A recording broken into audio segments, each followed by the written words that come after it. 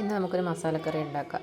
മസാലക്കറി പറയുമ്പോൾ നമ്മുടെ വെജിറ്റബിൾസ്, നമ്മുടെ കയ്യിലുള്ള വെജിറ്റബിൾസ് എല്ലാം കൂടി ഇട്ടിട്ട് എളുപ്പത്തിലൊരു കറി ഉണ്ടാക്കാം. അപ്പോൾ അതിന് വേണ്ടിയിട്ട് ആദ്യം ഞാനൊരു കുക്കർ ചൂടാവാൻ വെച്ചിട്ടുണ്ട്. കുറച്ച് എണ്ണ ഒഴിച്ചിട്ട് ഇതിലേക്ക് നമുക്ക് കുറച്ച് ചെറിയ ജീരകം ഇട്ട് കൊടുക്കുക. എന്നിട്ട് നമ്മൾ ഈ കട്ട് ചെയ്ത വെജിറ്റബിൾസ് ഒക്കെ ഇട്ടിട്ട് കുറച്ച് ഉപ്പും മഞ്ഞൾപ്പൊടിയും ചേർത്ത് നമുക്ക് ഒരു വിസലിന് ഓഫാക്കി എടുക്കാം. അപ്പോഴത്തേക്ക് നമുക്ക് അതിൻ്റെ അരപ്പ് തയ്യാറാക്കാം.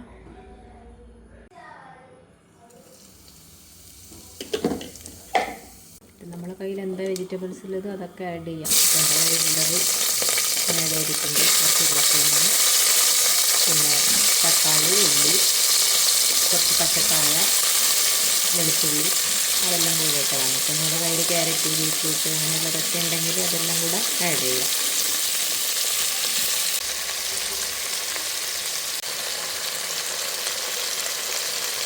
നന്നായിട്ടൊന്ന് മിക്സ് ചെയ്യാം.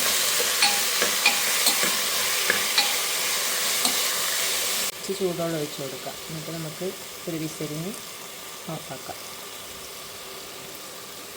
അരപ്പ് തയ്യാറാക്കാൻ വേണ്ടിയിട്ട് നമുക്കൊരു ചീനച്ചട്ടിയിലേക്ക് കറിവേപ്പിലയും കുറച്ച് വെളുത്തുള്ളിയും പിന്നെ തേങ്ങ ചിരകിയതും കൂടി ഇട്ടിട്ട് നന്നായിട്ട് വറുത്തെടുക്കാം. ഇത് കുറച്ച് തേങ്ങ നന്നായിട്ട് വറുത്ത് വരുമ്പോഴത്തേക്ക് നമുക്ക് എന്ത് ചെയ്യാം, ചില്ലിയില്ലേ നമ്മുടെ വറ്റൽമുളക്, പിന്നെ കൊറിയാണ്ടർ, മല്ലിപ്പൊടി, അല്ലെങ്കിൽ നമ്മുടെ മുഴുവൻ മല്ലിയാണെങ്കിൽ മുഴുവൻ മല്ലി, അതും കൂടി ഇട്ടിട്ടൊന്ന് വറുത്തെടുക്കാം. ഞാനൊരു 6 വറ്റൽമുളകും പിന്നെ ഒരു ടീസ്പൂൺ ഫുള്ളായിട്ട് മല്ലിയും ചേർത്തിട്ടുണ്ട്. ഇതിപ്പോൾ ഞാൻ ഫ്ലെയിം ഓഫ് ചെയ്തിട്ടുണ്ട്. ഇപ്പോൾ നന്നായിട്ട് വറുത്ത് വന്നിട്ടുണ്ട്. ഇത് കുറച്ച് തണിഞ്ഞതിന് ശേഷം നമുക്കൊന്ന് അരച്ചെടുക്കാം. ഇപ്പോൾ നമ്മൾ വെജിറ്റബിൾ നന്നായിട്ട് വെന്ത് വന്നിട്ടുണ്ട്. അപ്പോൾ ഇനി ഇതിലേക്ക് നമുക്ക് അരച്ച് വെച്ച് അരപ്പൊഴിക്കാം. ഇതിൽ നമുക്ക് കുറച്ച് ആവശ്യത്തിന് എത്ര വേണ്ടത് വെച്ചാൽ വെള്ളം കൂടെ ചേർത്തിട്ടൊന്ന് തിളപ്പിച്ചെടുക്കാം. കറി നന്നായിട്ട് തിളച്ച് വരുന്നുണ്ട്. ആ സമയത്തേക്ക് നമുക്ക് കാച്ചി ഒഴിക്കേണ്ട കറിവേപ്പിലയും സവാളയും കൂടെ വറുത്തെടുക്കാം.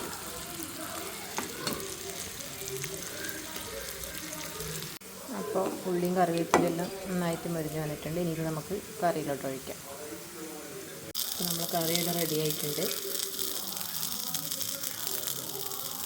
അപ്പോൾ നമുക്ക് ചോറ് വിളമ്പാം. അപ്പോൾ ഇന്നത്തെ കറികൾ എന്ന് പറഞ്ഞാൽ നമ്മളിപ്പോൾ ഉണ്ടാക്കിയ മസാലക്കറിയാണ്. മസാലക്കറിയും പിന്നെ ഇന്നലെ ഉണ്ടാക്കിയൊരു കായ ഉപ്പേരിയുണ്ട്.